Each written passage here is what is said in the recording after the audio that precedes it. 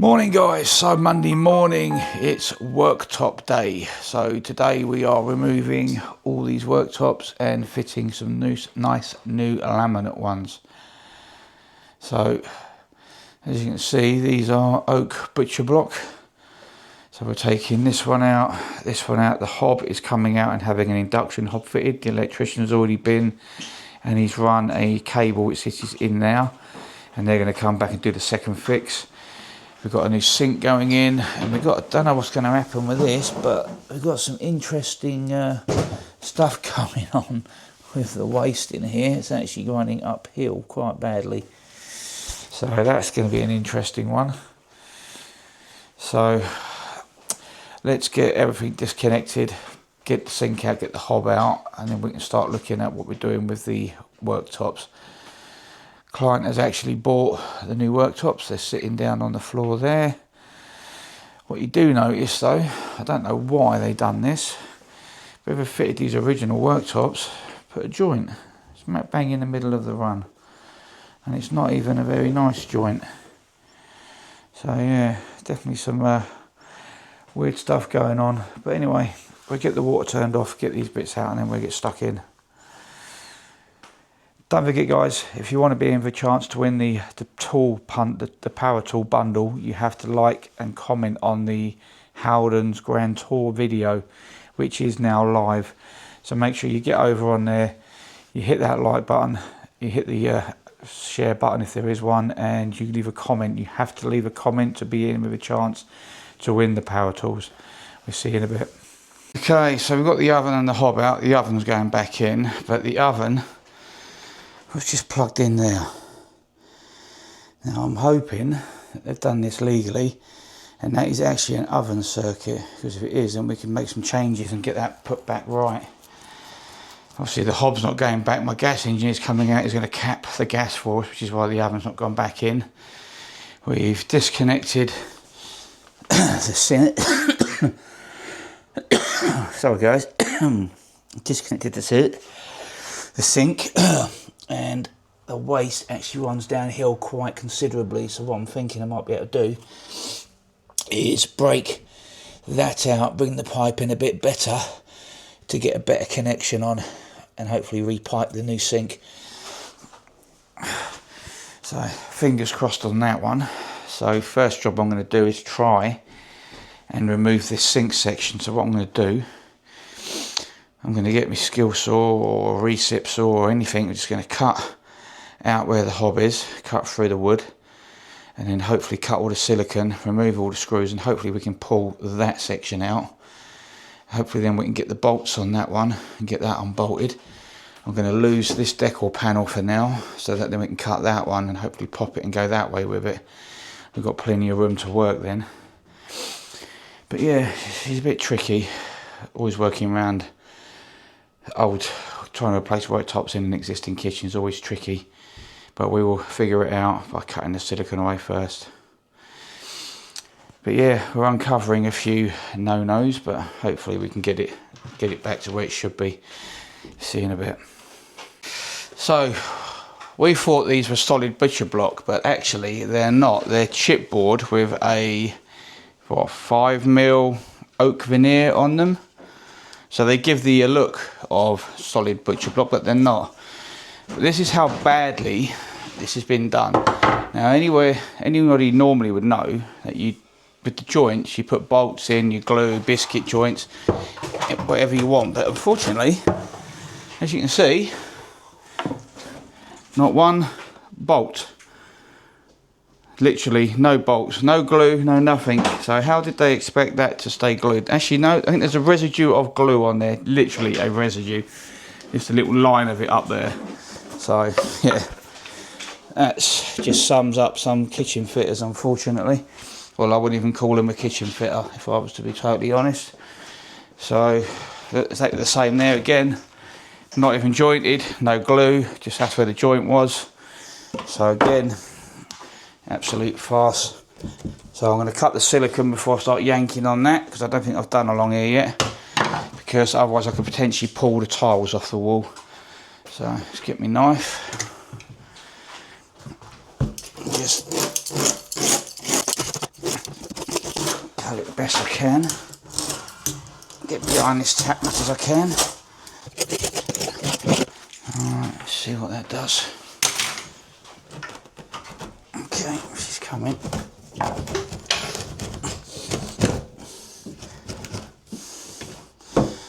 Not quite sure.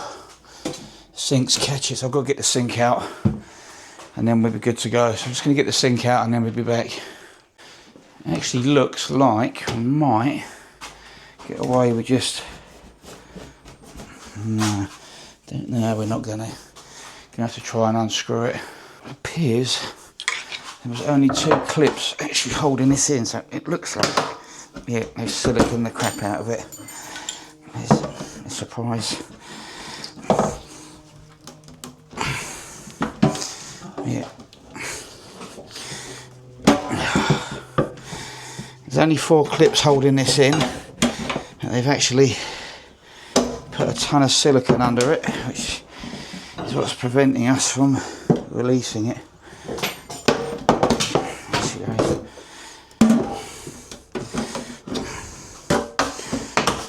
There she goes. Actually one of the better stuck down sinks, to be fair. Give the kitchen fitters a little bit of credit for that bit. That's about it so far. The rest of it's subpar, but this is an IKEA kitchen though.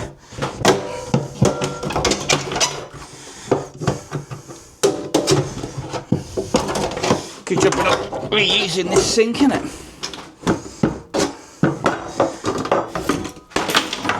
There she goes, mate. Thank you very much, sir. Alright, now that that's... Sorry? Alright, so that should now lift out. Somewhere around here I've got a... That's outside, I think.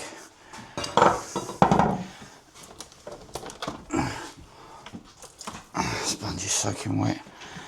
Alright, it should lift out now. So, there she goes.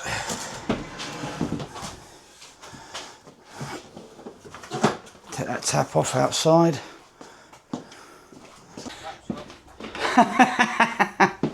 It literally just broke it off. Right, so that's that all out now. So now we can remove all these bits of cardboard packing that they've put in for whatever silly reason. They've even bought the washing machine hose up and over the top, so we'll have to reroute that. So next job is that last piece, and then we can start looking at putting the new worktops in. And there you go, worktops are now completely out, which was actually very easy, which isn't necessarily a good thing. It just means that they were badly fitted. But we got away with no damage to the tiles. We took the boxing out in the corner there because it was supposed to be hiding a pipe, but they've obviously capped a gas pipe down there at some point. But that's nothing to do with us, so that will go back in once the new worktops go in. So it's fairly straightforward for us, really. It's just a piece there. Take the edging off, butt joint, couple of clamps, new one through there. Happy days. Pretty straightforward, guys, so can't complain at that. Anyway, let's get this one cut and then we can work out where our veneer is going to stop and everything. We can use the offcut from this end or whatever end we're going to take it off of to scribe where it is and check all the square, see how square the walls are. Anyway, let's get back into it. Okay, so we've managed to get this one in. Unfortunately, we did lose 3 tiles. We've had to lower the feet on these units just enough, just a couple of mil, just to drop the units down so that we can slide the new worktop in. But we got it, and it didn't damage the tiles. The grout line is not going to be clever. But this is what happens when taking worktops out, unfortunately. As you can see, they were dabbed, and it's not a small dab either. It's a chunky dab. These walls are that bad. So what we've done is we've scribed this one now. So we've got it cut to length, slight overhang, which is ideal. And I've got a 40 mil lip. I've taken 5 mil to 10 mil off the back to get it to sit. So I've got 40 mil even. So I've now got that one is in roughly, and it's cut to length. But again, we've had to lower some of the feet to try and get it in. So we've used the offcuts, because that's a 4 metre length, that long one, that's 4 metres. So we've cut one cut off of that one is there, the other off cut is off of that one, just so that I can get it in. Normally that's how I would scribe my mitre here, or my mason joint, whatever you want to call it. But the issue I've got is I need to scribe it to the same overhang as that one. So what I'm going to have to do is take that off for the minute, stick it down in your way, pop that one off here, take this one off for a minute, and then put that one back in but without the bits underneath, get it in as far as it will go, if it will go, make some alterations, and then we'll have to then measure off the 40mm. We'll see what the measurement is off the carcasses, and then we'll have to take that off the back so that it slides in correctly.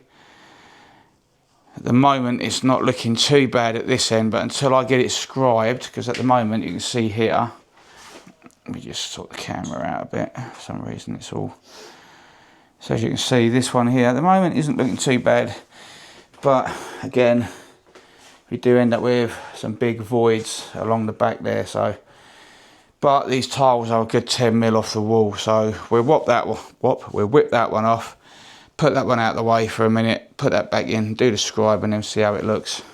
Okay, so we've put it in. We know we need an 8mm off that end, and then we need 20mm off of this end, which works. That gives us my 40mm overhang. Because we've got 600, we've got 60mm here, and we've got 580 there, and I want 40mm. So obviously that's 8mm over the 40mm at that end. So we cut 8mm off of there. If it's 60mm here, and I want 40mm, it's obviously 20mm, but it's at this point, not that point, that point. So I need to draw a line from there to get my track to follow it, or put my two tracks together, but we will see. We will see and give it a go. I'm thinking of bringing the hoover in and cutting it in here, trying to get this in and out. It's a bit of a nightmare. But I've still got to do the scribes and everything, but we'll figure it out, we'll get there. Okay, so we managed to get that cut, and now as you can see, I've got just about 40mm there. All our draw lines are all sitting nice, store lines, sorry, and we've got about 40mm there. I'm not worried about it being exact to the millimetre, because trying to do it when you've got this sort of thing going on is very tricky. It's very tight under these tiles, we're being very careful.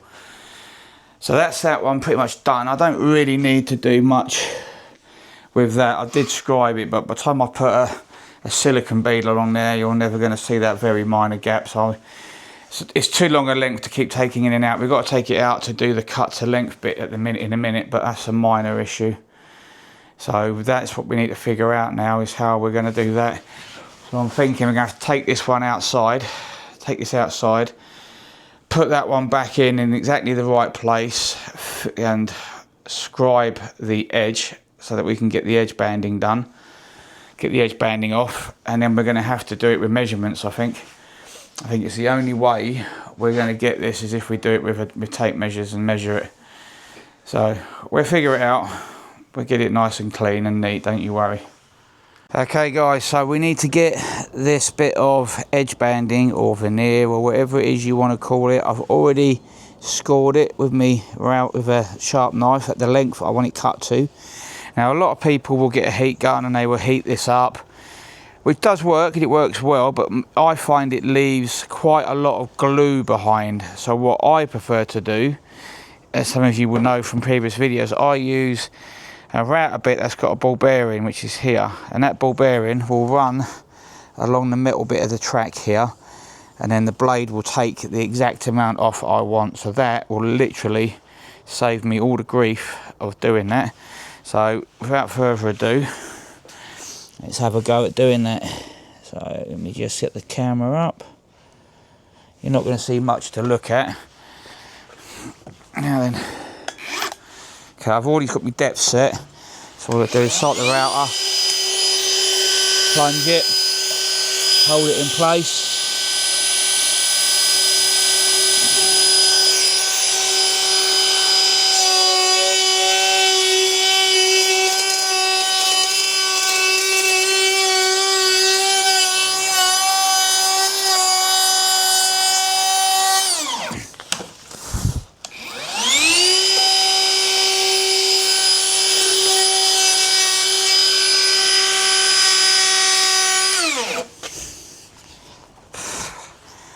Needs a slight adjustment just at this edge.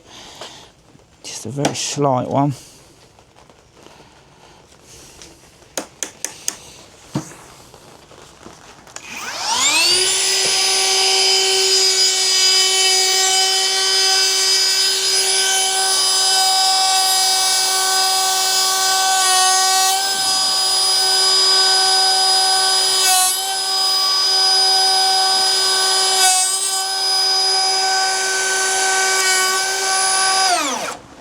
Go.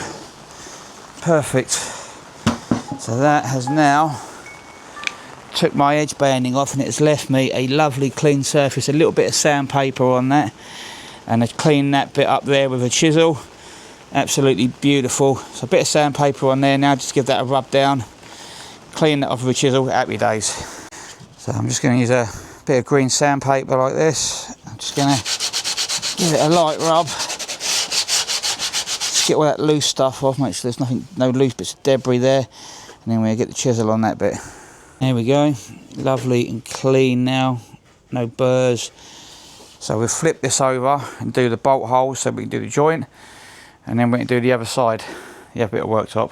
So I'm using the Trend R4000 jig, or the KWJ 700, whatever, whichever one it is. So this is the edge we know we've got to put the bolt holes in, because we've got the finished veneer there, or the edge banding, and then we've taken it off there, so we've got our 3 bolt holes. Now these are really easy to use because they have B, so B for back, B for bottom.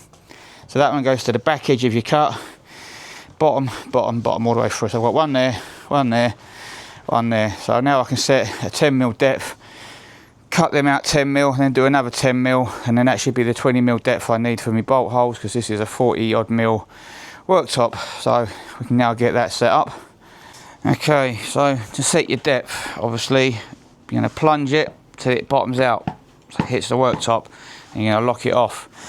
You then got your depth gauge here, which we will release, and we will drop in place, and then we will lock that. Well, we're not going to lock it because we're going to set this bit. So this is our depth gauge, even though it's a bit wobbly on these ones. We need to set that to 10mm, so we're going to set that up there. So sorry, we're going to do this, we're going to lift the whole thing 10mm, we'll get there in a minute. So now we've got a 10mm gap under our depth stop, and it's locked. So that will now plunge 10mm, so we can now release that. Put our battery on. We've already changed our router bit to our standard kitchen bit, and then we're going to start cutting. So we'll start her up, plunge her down, lock her off, double check your depth.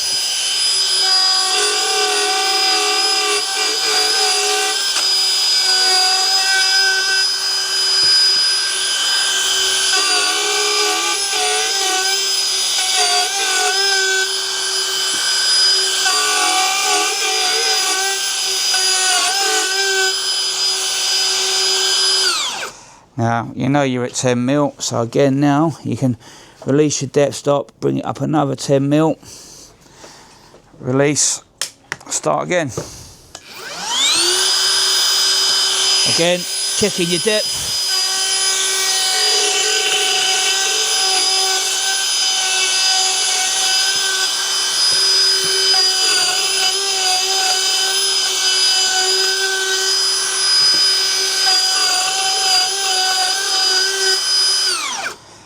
Now, what I should really do is take the cap off of this and put the dust collection on, so let's try it.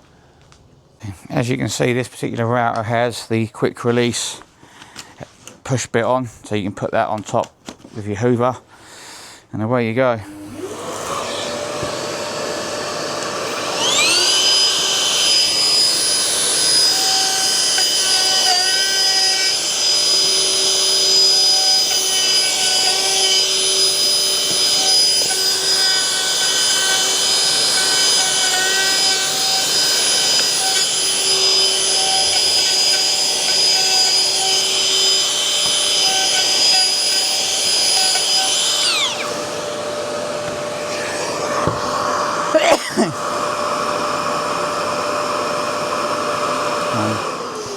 honestly don't know why I didn't put that on sooner. That is actually probably one of the best dust extractions I've ever seen on a router. These holes are completely spotless. I need to do a little bit more in that one. It's a little bit of debris in the bottom.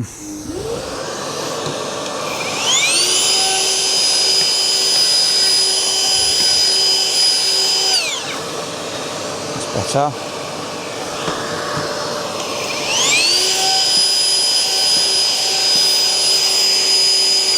That's it. That's better. There's just a little lump in the middle that the blade hadn't quite caught. So this one's done. This one basically ready to fit. The next one's the tricky one, because that's the one we've got to cut the hob out of, the sink out of, and all the other bits and pieces that have got to come out of it. And we've also got to cut it to the right length. So let's get stuck in. Okay, so we've measured what length we need the 3 metre length to, or the nearly 4 metre length. And what I'm going to do is, see this first mark here, where my finger is, this one, that's the measurement I want. That's where I'm going to cut. Because I'm going to cut the bulk off with the plunge, and then I will use the router just to give me a clean finished edge to make sure that that's perfect. I mean, what you can do is that you can actually measure 9mm in, 9mm in, and that should give you your perfect line, which is actually what I might do. Then I can just use the router on a straight edge, but we'll see. Okay, so what I'm doing, so I've already set the router to 10mm. That's the line, that's my mark, but obviously the router doesn't cut to this line, so you go back 9mm. That 9mm should now cut me bang on that line. I've done the same at this end, so as you can see, there's my line and there's my 9mm mark. So I'm going to do 10mm at a time, and then start from the front edge, which is here, and push our way through. So I've already got my 10mm set. So turn the hoover on. I hope this works. Have a little bit more length on the hose.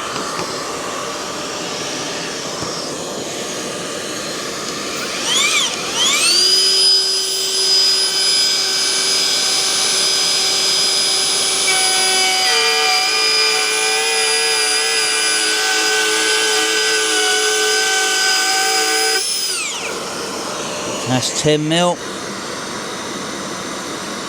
This will be 20mm.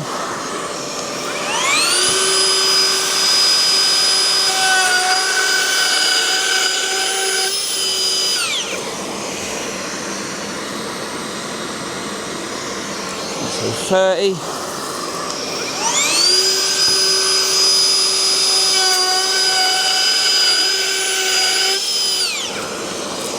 And then another 10mm, or just over.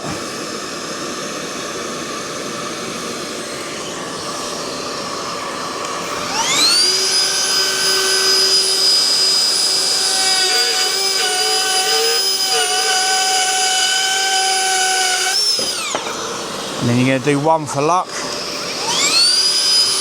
pushing it tight to the edge of your track.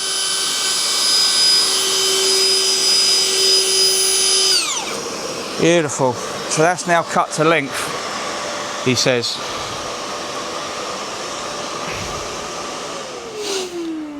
And it's minimised our dust as well, which is good. So now where we use, again we're going to use our jig to cut the bolt holes out. And if we need to do any trimming, we can trim the other side, because this is basically scribed now. So let's get it flipped over. Okay, so not jointed yet, we're just test fitting, but everything's looking nice. We've got a nice, very, very nice join there, which I'm very happy with. And I'm using the grabo because it's very tight to ump it and thump it, so to speak. But we got the same overhang all the way around. But yeah, so all I've got to do now, mark out for the induction hob, drill a hole through into that cabinet so the electrician can wire it in.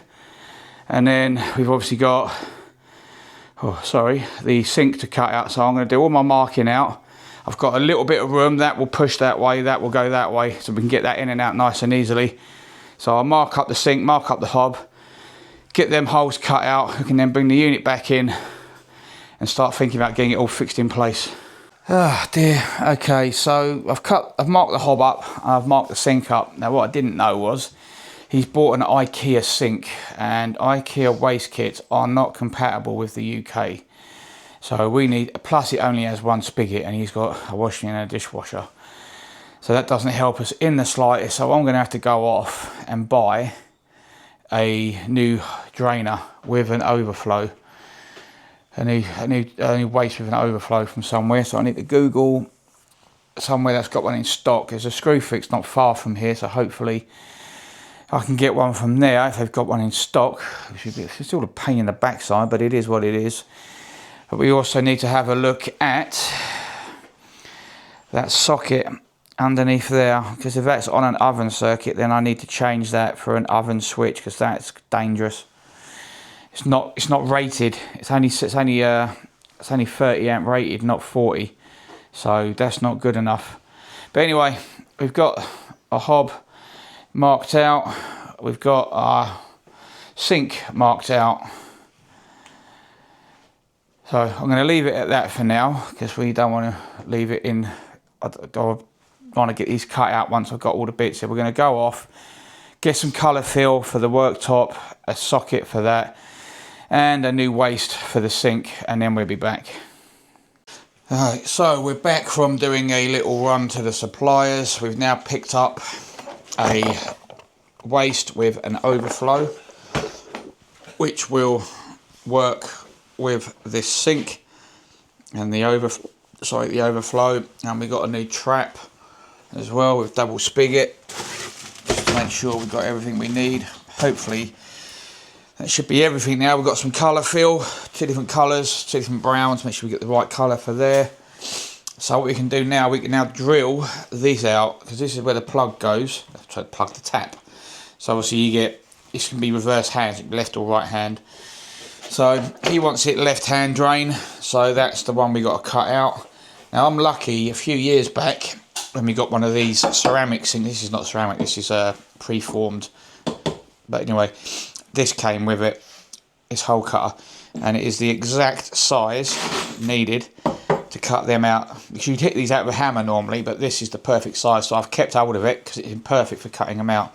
So I'm going to cut that out, and then Ricky can mount the tap, the waste, and let's get that ready. We can get the worktop outside, get the holes cut out, get it back in here, get the joint done, get the sink in, get the hob in but not wired. Happy days. And then that's basically it. Throw the doors back on, screw the worktops down to the units, put the oven back in till my gas engineer comes to count the gas. Yeah, taking shape nicely. Okay, so we're flying away with it. The joint is done. It's absolutely spot on, as you can see. Absolutely beautiful joint. Absolutely beautiful. We've got that bit of boxing's gone back in. Just got to do a bit of silicone in. I've just got to put these 3 bits of tile in, which I'm going to grind, take a little bit off with the grinder, and then I'm going to glue them back in with some silicone. And I've got some cream silicone there, which I will use to re-grout. Hob's in place, sink is in and working, and completely re-piped with the waste now going out. I've redone it, so it's all done properly now.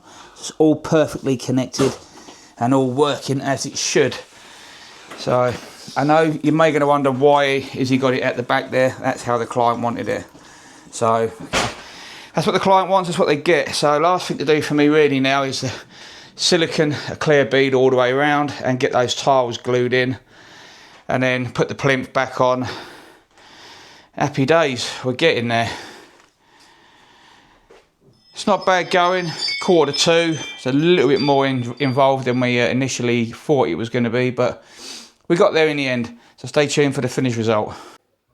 Okay, we are done. It's looking very nice. It's all siliconed up. Everything is in place. The oven is in, and we're ready now just for the electrician to come. And that's it, guys, we're all done. Plumber's finished, everything's all finished. Customer is very happy. They came back just as we were finishing up. So that's another finished job from DC Joinery. Nice little worktop job. We will see you tomorrow. We're just going to be doing some battening out for some stone worktops in the utility room. But yeah, not tomorrow ain't got a lot going on really.